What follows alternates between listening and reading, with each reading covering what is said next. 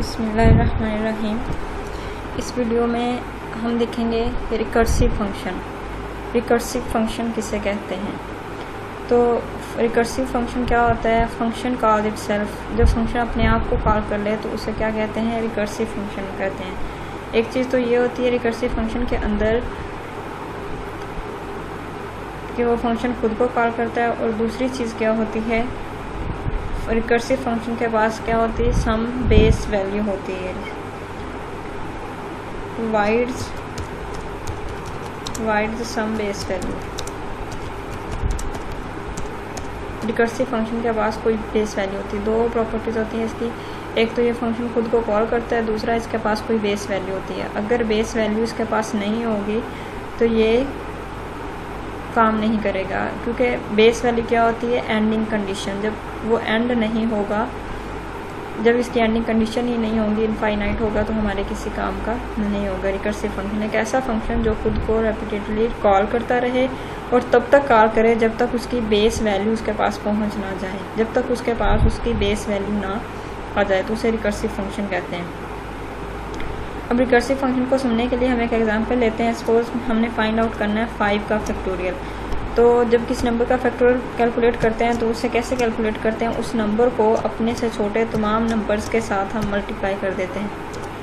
उस नंबर को अपने से छोटे तमाम नंबर्स के साथ मल्टीप्लाई कर देते हैं तो उसका आंसर आ जाता है। जो उसका आंसर आता है वो उसका फैक्टोरियल होता है। एक नंबर को उससे छोटे तमाम नंबर्स के साथ मल्टीप्लाई कर दें 120, तो वो क्या होगा? उस नंबर का फैक्टोरियल होगा।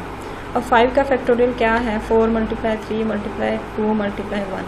और इसी तरह अगर हम 4 का फैक्टोरियल लिखें, 4 का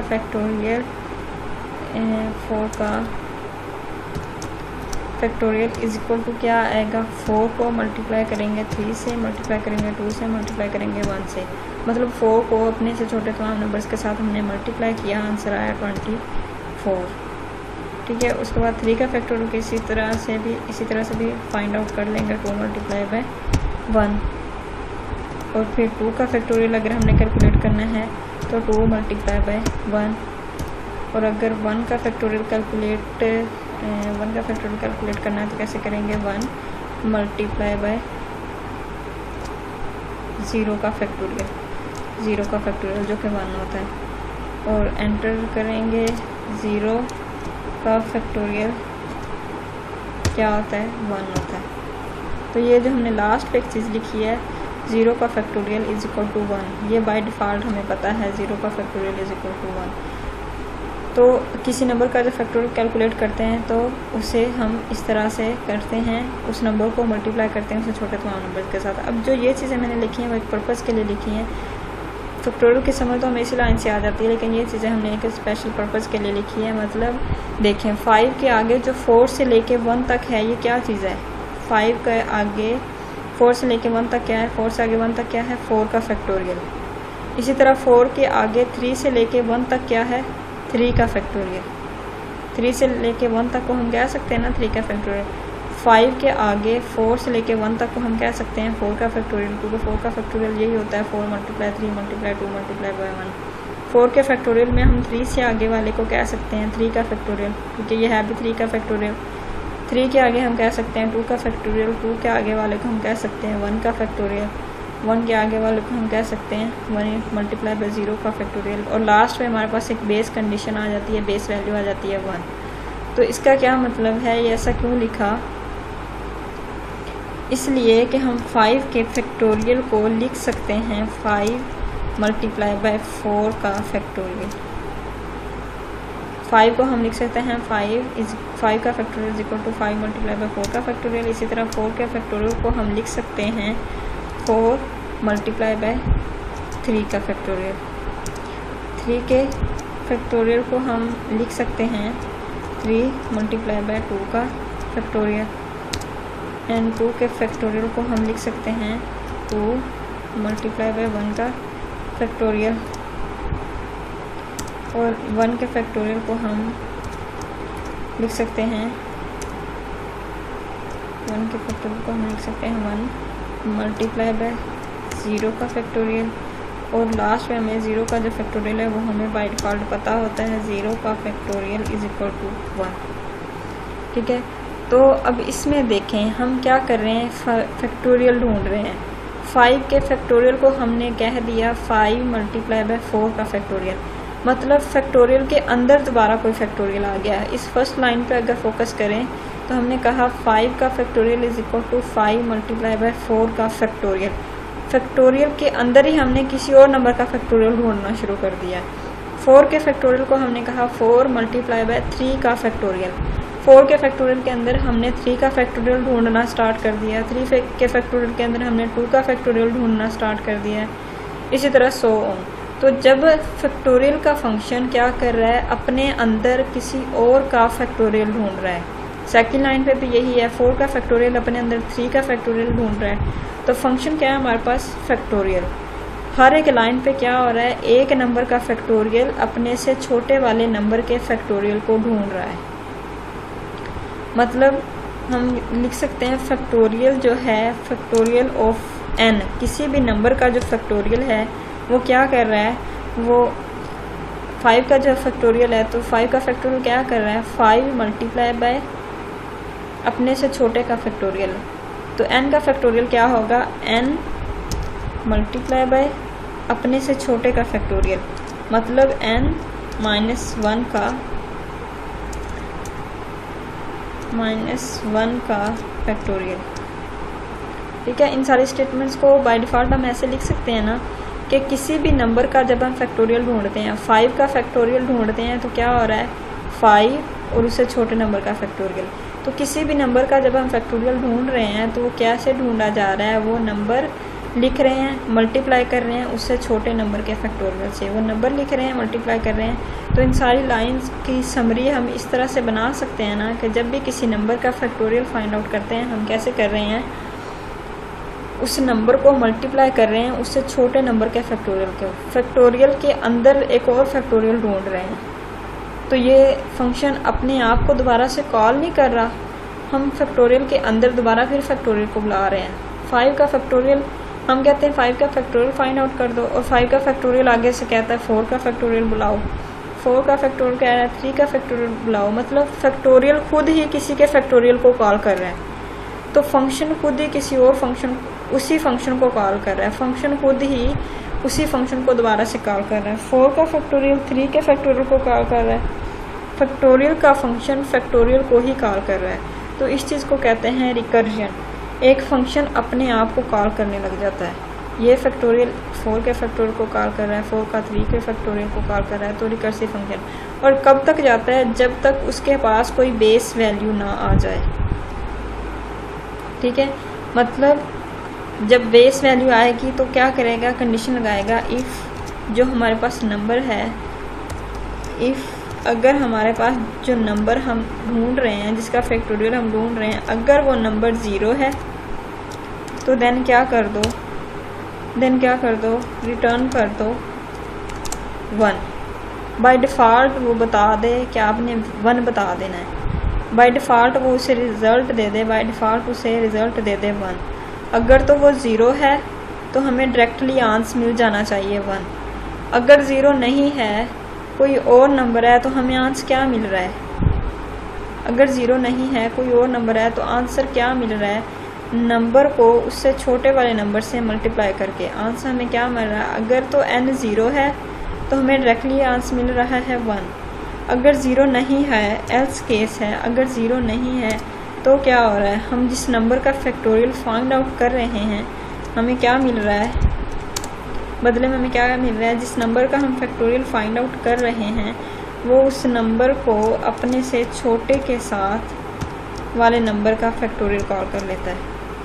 बाकी ये वाली सारी स्टेटमेंट्स के लिए ये एक लाइन लिखी और लास्ट वाली स्टेटमेंट के लिए ये एक लाइन लिखी।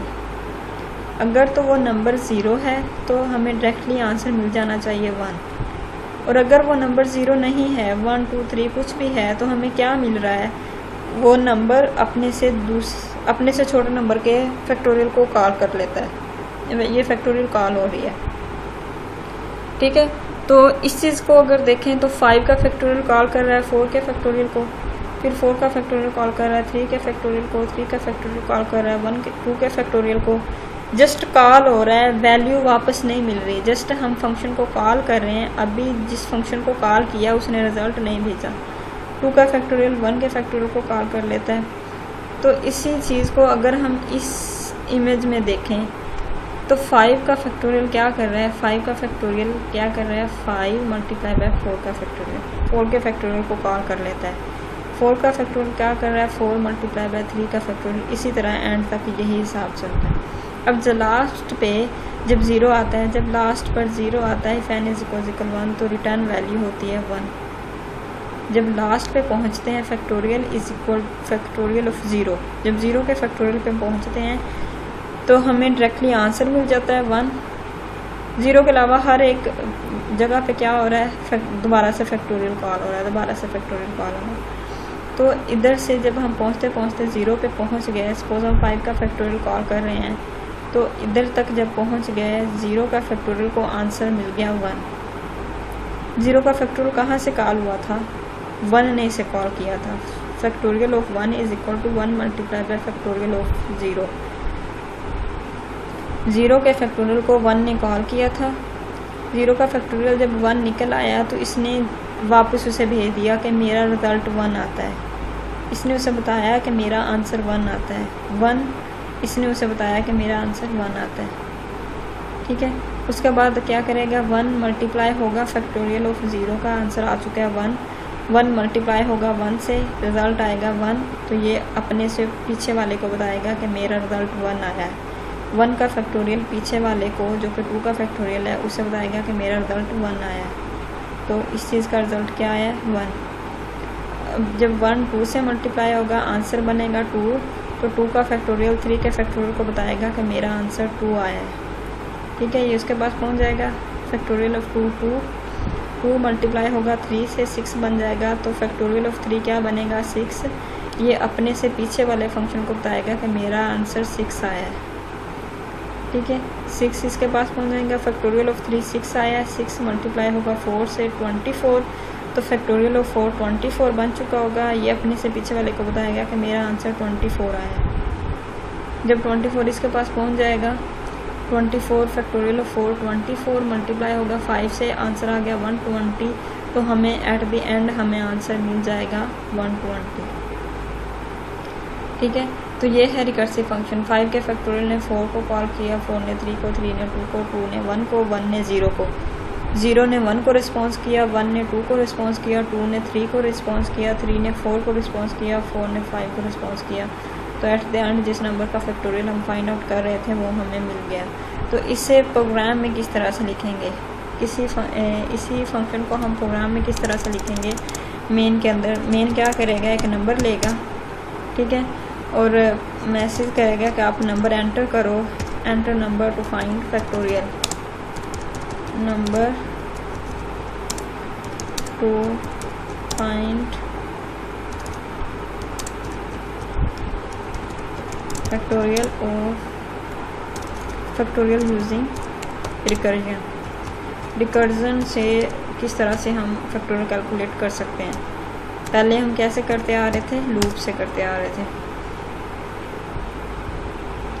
ठीक है, तो नंबर एंटर होगा नम में।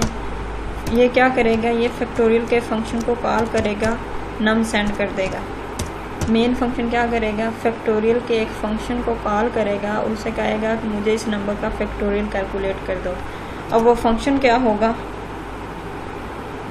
वो फंक्शन क्या होगा हमारे पास, इंट नंबर का फैक्टोरियल के लिए जो रिज़ल्ट बनेगा वो भी इंट बनेगा, फैक्ट इंट n। ये समझाती हूँ अभी। If n is equal 0 return 1 else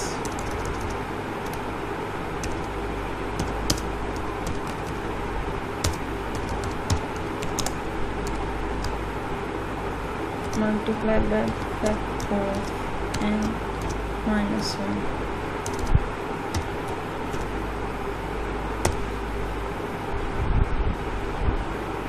तो बाय प्रोग्राम हम इस चीज़ को इस तरह से करेंगे, ठीक है। अब मेन क्या करेगा, एक नंबर अपने अंदर एंटर करवाएगा और उसके बाद फैक्टोरियल के फंक्शन को कॉल करेगा कि मुझे इस नंबर का फैक्टोरियल कैलकुलेट कर दो। ये पैरामीटर पास होगा, n के पास आएगा। n में क्या होगा, सपोज हमने फर्स्ट टाइम 5 एंटर किया तो इसमें 5 आएगा।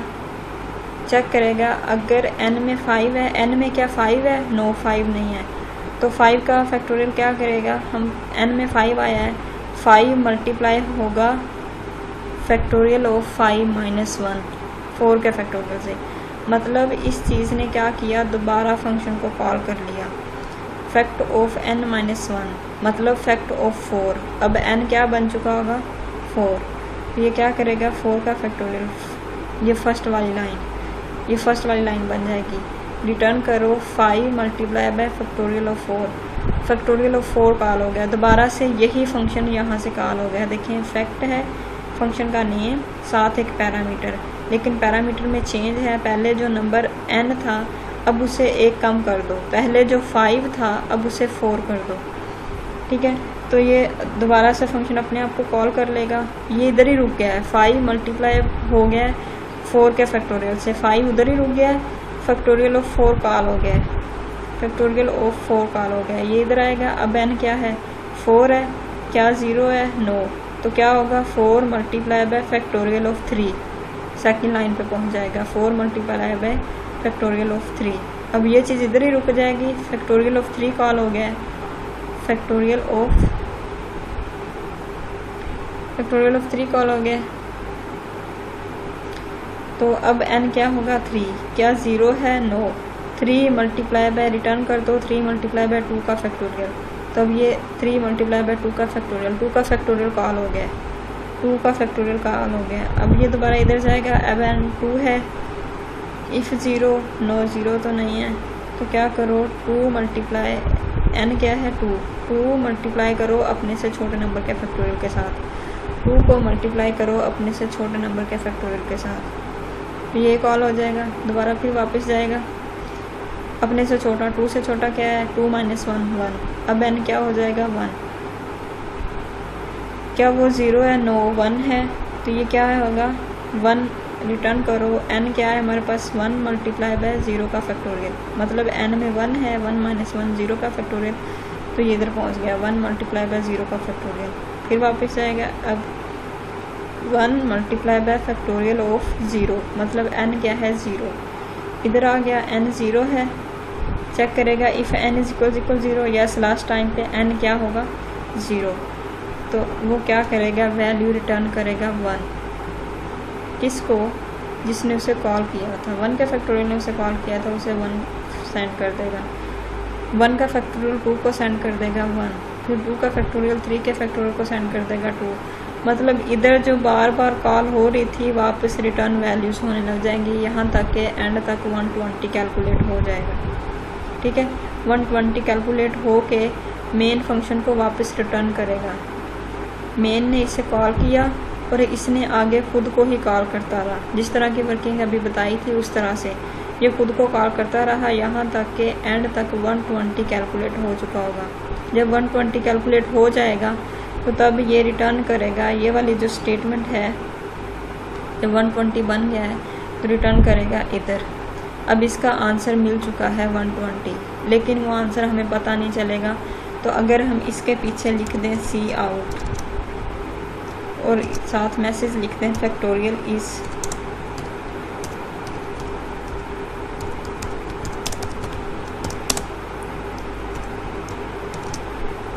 ठीक है, इस चीज़ का आंसर क्या आ चुका होगा, 120 आ चुका होगा।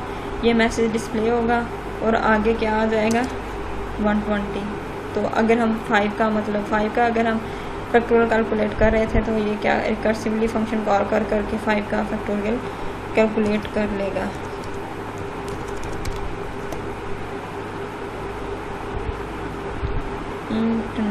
अच्छा, हमने क्या नहीं किया हुआ, फंक्शन की डिक्लेरेशन नहीं दी हुई हमने। फंक्शन को जब मेन के बाद लिखते हैं तो उसे डिक्लेयर भी करवाते हैं। And number two find factorial using recursion, suppose हमने 5 किया तो फैक्टोरियल इज़ 120। तो रिकर्सिव फंक्शन को यूज़ करते हुए हम इस तरह से फैक्टोरियल कैलकुलेट कर सकते हैं। ठीक है, दोबारा से इसे एग्जीक्यूट करते हैं, कोई और नंबर दे के, कोई भी नंबर दे सकते हैं। 8 एंटर किया तो वो 8 का फैक्टोरियल कैलकुलेट कर दिया उसने।